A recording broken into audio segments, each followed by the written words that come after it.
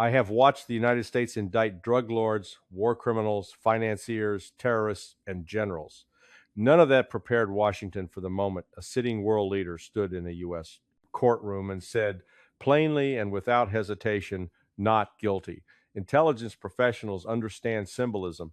We also understand when symbolism is mistaken for strategy. This moment was not a triumph of law. It was a fracture in the American strategic narrative that had been widening for years.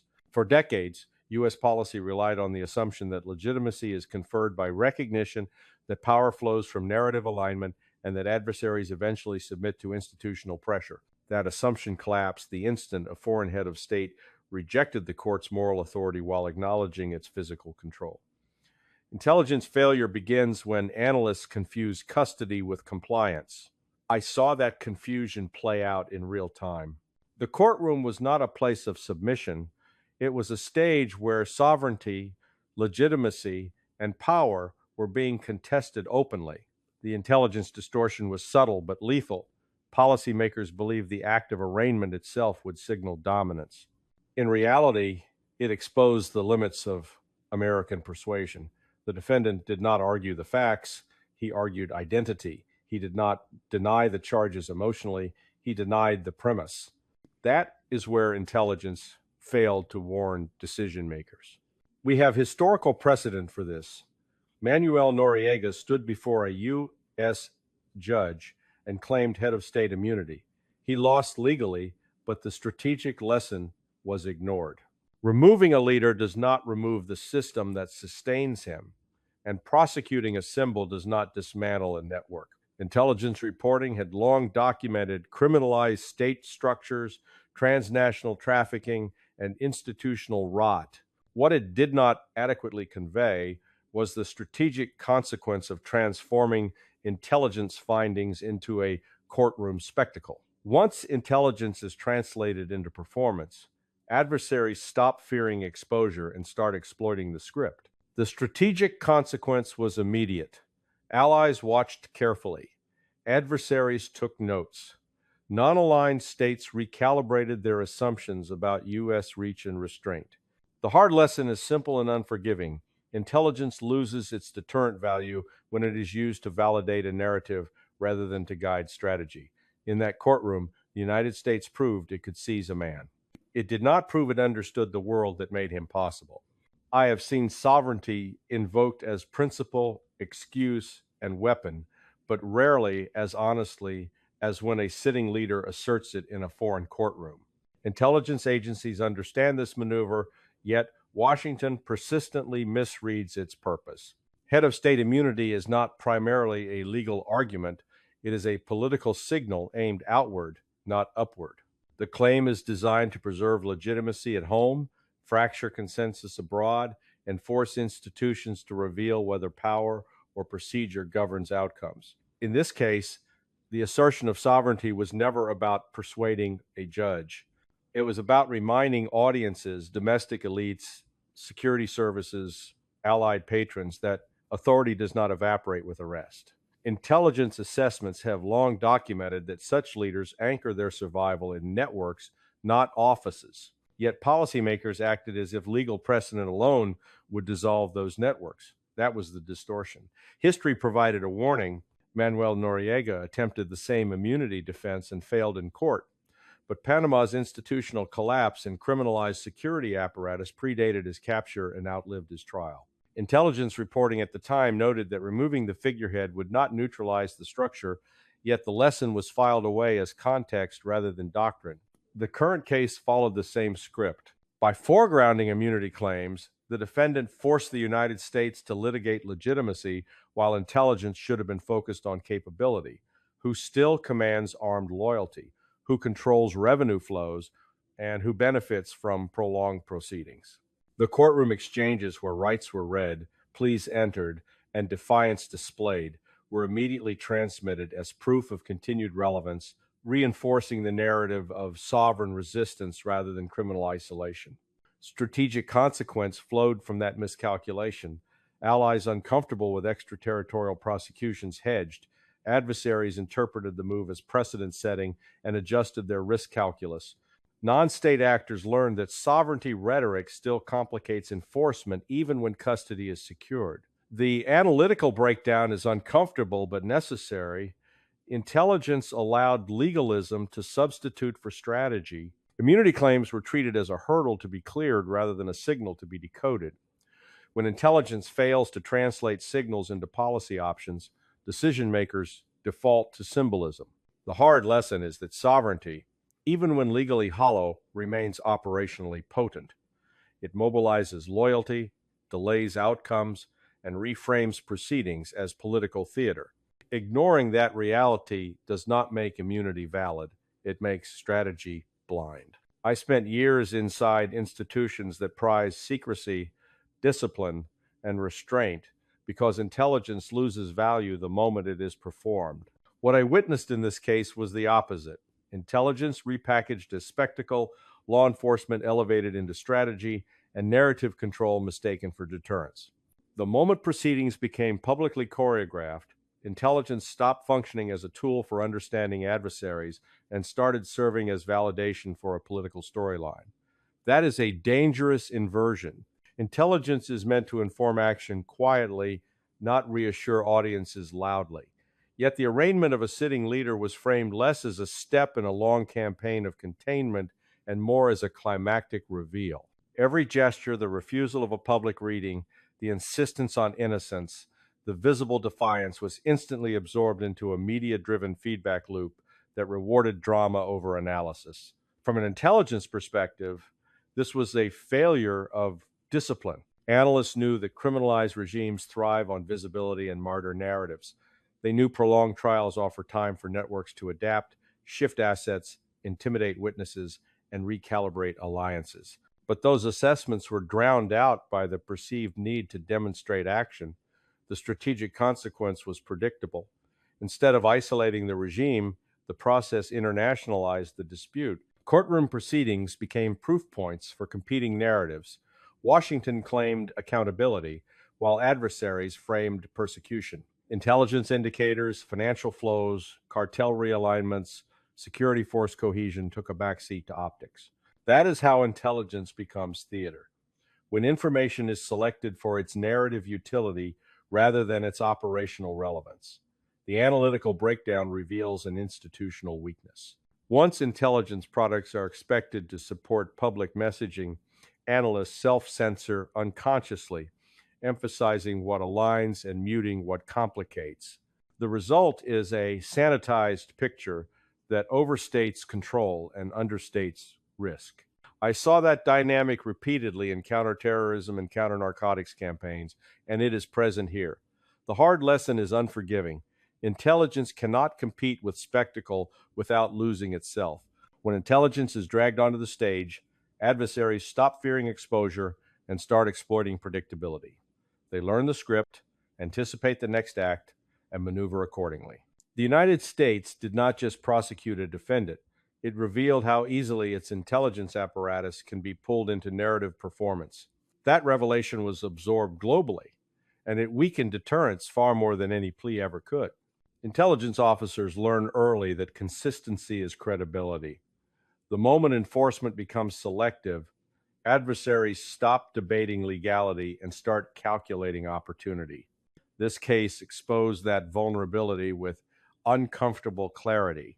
For years, intelligence reporting documented criminalized state behavior, narcotics trafficking, and sanctioned networks operating with near impunity. Yet enforcement arrived suddenly, dramatically, and without a coherent regional strategy. That gap is where credibility erodes. Selective enforcement tells allies that alignment determines justice, tells adversaries that patience outlasts pressure, and tells non-state actors that rules are negotiable. In the courtroom, the defendant's defiance was not irrational. It was calibrated to that history. He knew the record. He knew others accused of similar conduct were never extradited, never arraigned, never forced to answer publicly. Intelligence assessments had flagged this asymmetry repeatedly, but policy choices treated it as background noise. The strategic consequence was corrosive. Governments that cooperated with U.S. intelligence quietly reassessed their exposure. Those targeted by sanctions and indictments accelerated diversification, financial, diplomatic, and security away from U.S. systems. Criminal networks interpreted the move not as a warning, but as a timing lesson. Stay useful long enough, and enforcement never comes. The analytical breakdown reveals a deeper institutional failure. Intelligence warned that law enforcement actions divorced from strategy create whiplash effects, but decision makers preferred symbolic clarity over strategic continuity. Once the proceedings began, every procedural detail, the plea, the reading of rights, the insistence on fairness, was scrutinized as evidence of either hypocrisy or strength. That scrutiny was unavoidable because selective enforcement invites comparison. The hard lesson is stark. Justice that arrives inconsistently is not perceived as principled. It is perceived as instrumental. Intelligence loses its deterrent value when adversaries believe outcomes depend on politics rather than conduct. In that environment, compliance becomes performative, not genuine. The United States did not just prosecute an individual, it reminded the world that enforcement follows convenience. That reminder will outlast the trial, shaping behavior long after verdicts are forgotten. One of the most persistent intelligence failures I witnessed was the belief that indictments substitute for policy. Criminalization feels decisive, it produces paperwork, court dates, and headlines. Strategy does not. Strategy requires patience, coordination, and an acceptance that outcomes are rarely clean. In this case, the United States confused the two. By treating a criminal indictment as a strategic endpoint, policymakers revealed how hollow their long-term planning had become. Intelligence reporting had long mapped the ecosystem, trafficking routes, financial conduits, security force loyalties, and external patrons. None of that disappears because a defendant pleads not guilty, yet the public posture suggested otherwise. The courtroom became the arena where success or failure would be judged, rather than the operational environment where power actually resides. The strategic consequence was a narrowing of options. Once criminalization dominates, negotiation becomes politically radioactive, intelligence liaison becomes suspect, and flexibility collapses. Adversaries understand this dynamic well. They know that once Washington frames an issue as a criminal matter, it locks itself into procedural timelines that can be delayed, appealed, and exploited. Prolonged proceedings favor those with time, networks, and asymmetric leverage. Intelligence should have warned that courts are slow instruments in fast-moving geopolitical contests. Instead, the process unfolded as if law enforcement were a substitute for containment. The analytical breakdown exposes a cultural problem. American institutions prefer mechanisms that signal moral clarity, even when those mechanisms erode strategic freedom. Criminalization provides a narrative of righteousness, but it rarely dismantles systems. It individualizes what is structural. Intelligence assessments often note this distinction, but they are routinely overridden by political appetite for visible action. The hard lesson is uncomfortable. Strategy cannot be outsourced to prosecutors without consequence. Courts adjudicate guilt. They do not reshape regions, neutralize alliances, or manage power transitions. When intelligence is forced to support criminalization as strategy, it becomes reactive rather than anticipatory. The United States entered that courtroom believing it was asserting control. In reality, it constrained itself, trading strategic ambiguity for procedural certainty. That trade may satisfy domestic audiences, but it leaves adversaries freer to maneuver, adapt, and wait. Intelligence officers spend their careers trying to anticipate how actions will be interpreted, not how they are intended. That distinction matters because the global signal emitted by this prosecution was never under American control. Washington believed it was communicating accountability and resolve. The rest of the world interpreted something far more ambiguous. For allies, the message was unsettling. If sovereignty can be pierced selectively, then political alignment, not legal principle, becomes the real safeguard. For adversaries, the signal was instructive rather than frightening. They saw how long it took, how public it became, and how much institutional energy was consumed by a single defendant. That is not deterrence, it is a case study. Non-state actors, particularly transnational criminal and militant networks, read the signal with even greater clarity. They understood that visibility can be leveraged, that trials can be delayed, and that narrative defiance plays well in fragmented information environments. Intelligence reporting had long warned that high-profile actions create ripple effects far beyond their immediate targets. Those warnings were acknowledged and then ignored. The strategic consequence was diffusion of authority. Instead of reinforcing norms, the action accelerated fragmentation. States outside U.S. alliance structures quietly reinforced legal firewalls, revised extradition treaties, and deepened alternative financial mechanisms.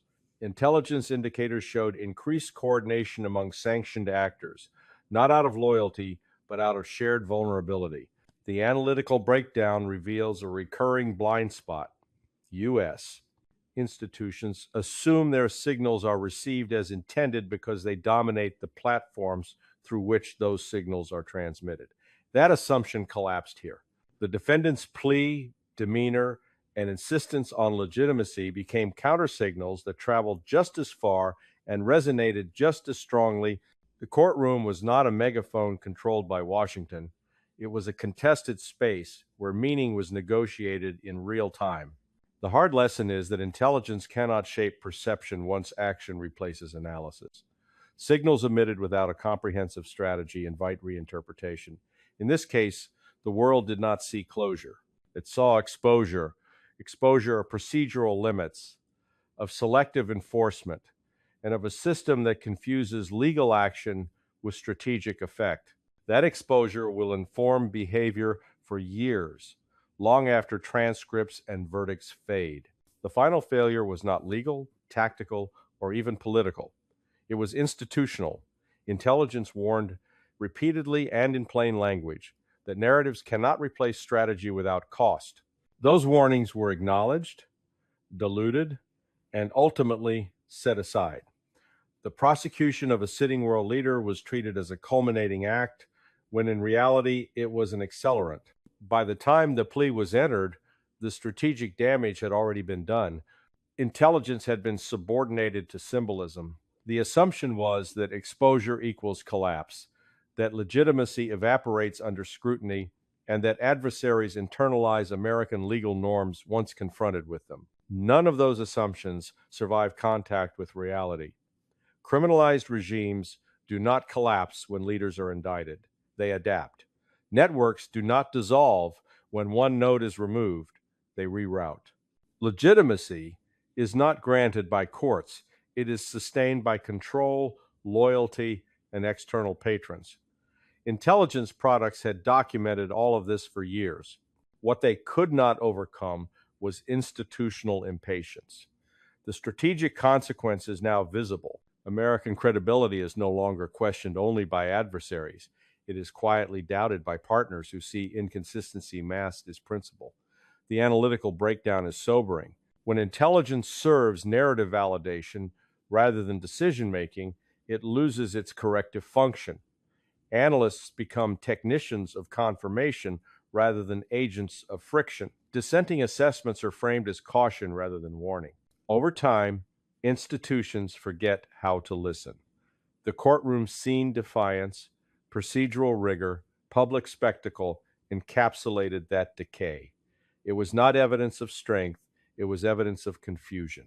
The hard lesson is that power exercised without strategic coherence accelerates decline. Intelligence cannot rescue policy once it is reduced to theater. The United States did not lose credibility because it enforced the law.